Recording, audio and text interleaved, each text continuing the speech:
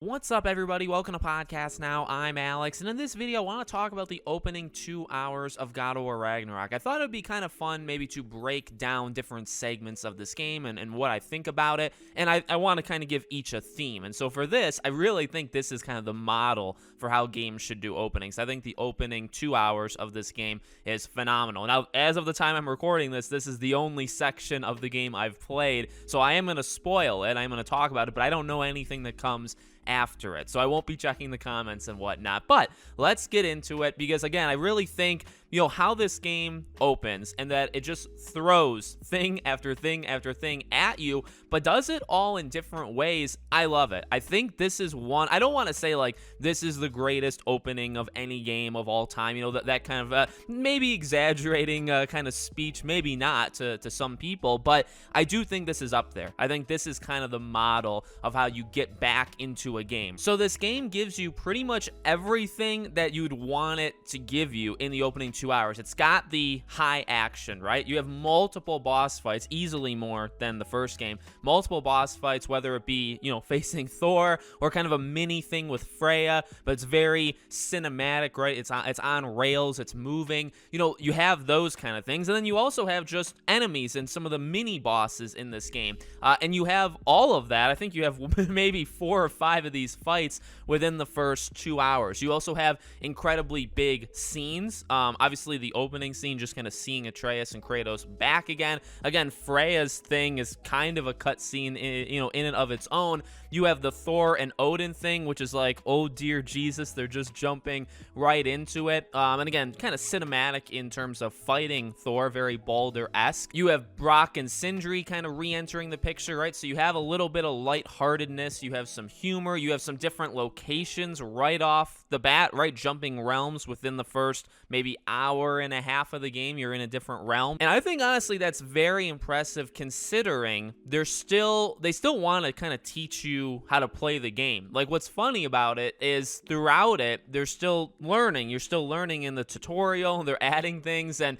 within the first 2 hours, you kind of get the grasp of crafting, and I like that, honestly. Again, like in terms of it doing almost everything, or maybe not even almost, probably everything just in general right, it catches you up, it reintroduces all of the new elements, whether it be kind of upgrades and how the upgrades work this time around, whether it be like runic attacks, whether it be, again, upgrading armor or switching weapons or switching, handles or whatever, like all of the crafting like things in this game teaches you within the first 2 hours. The fighting teaches you within the first 2 hours, and you get some diversity, right? You fight some different groups of enemies. Again, you fight some different bosses. Then you have your high, energy kind of moments of fighting Thor, which is just honestly really, really cool. And they also play catch up a bit in a good way, where they're trying to remind you, even though, and this is a little odd, I don't know how to necessarily fix this in games, right?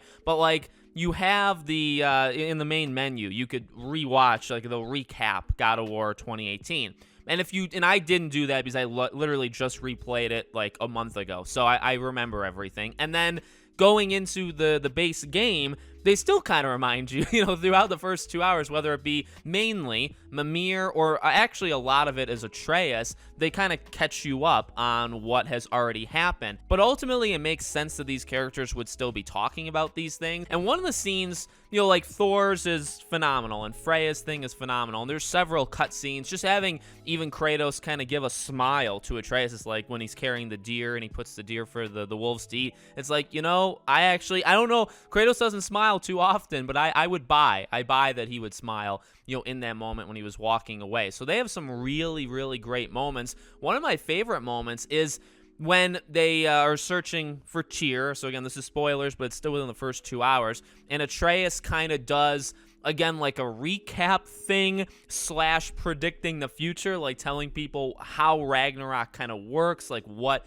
causes it, what happens during it. I really love that for a couple of reasons. Number one, I think it's one of the most like inventful, is that actually even a word? Like how they invented it and portrayed it to us, I think is one of the most clever in any game, right? Because you're at the same time recapping some things, and then you're telling us what's going to happen into the future. Now, whether, prophecies happen or whatever, but you're telling us what is supposed to kind of happen, right? And you're doing it through like this visual sand kind of effect thing, which I really love. So you have all that. You have the info kind of pour, and it's not boring. It's actually quite interesting. It's fun to look at.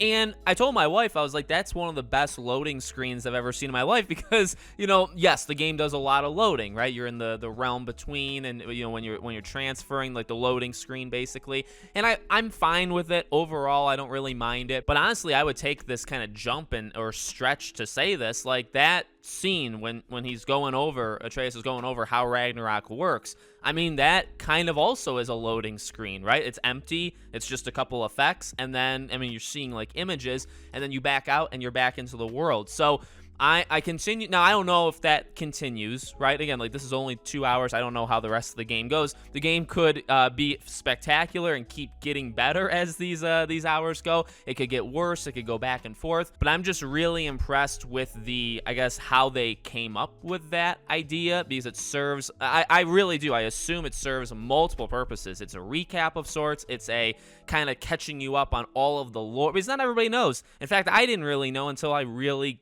got back into 2018 and obviously making so many videos for Ragnarok. Some people really don't know all that much, and that's fine. The game, I think, does a really good job of just making it very straightforward, show visuals, not just telling you, but also showing you through like sand models of how these things are going to work. And it functions as like a loading thing, because you're going to go back out into the world. So I really love it. I am really impressed with the first 2 hours. I think it's got, and again, in terms of like a model, now every game's different. And if the game is not like, is this more like an action adventure-y kind of game, right? Story driven, character driven. Like if a game is different, obviously rules are going to be, changed. But for what this game kind of needed to do, I don't really know what else you could do in the first 2 hours of, one more time to recap. It catches you up on everything. It kind of tells you where the lore of the Norse mythology goes. Whether you'll follow it is, to be decided, but they tell you it. You have multiple locations.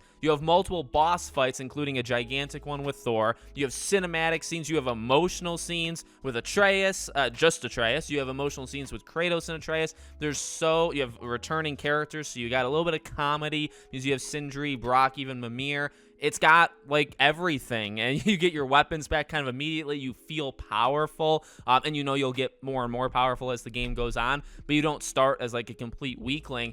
I love it. And the game kind of leans into that, right? Even like the Thor fight is kind of like you're stretching, right? Like you're getting your legs back under you and you're trying to like figure things out again. And that's how it feels as a player, but that's also what Thor is making fun of Kratos for, is that like, let me see the real you. Like, what, you need like 20 hours to get to that point? That's how it feels, both in the game and out. So those kind of small things right there, right, where they match early in the game things for both us as a player, but also as characters, how they would, approach things or feel. I love that. So I think this really is a model that other games should follow, and I think they did a phenomenal job. So let me know what you guys thought about the opening 2 hours. Make sure you guys are subscribed, bell icon turned on, so you know all these videos go up. If you want to follow or support me anywhere else, all my social media is in the description below. Thank you guys for watching, and I'll see you all on the next one.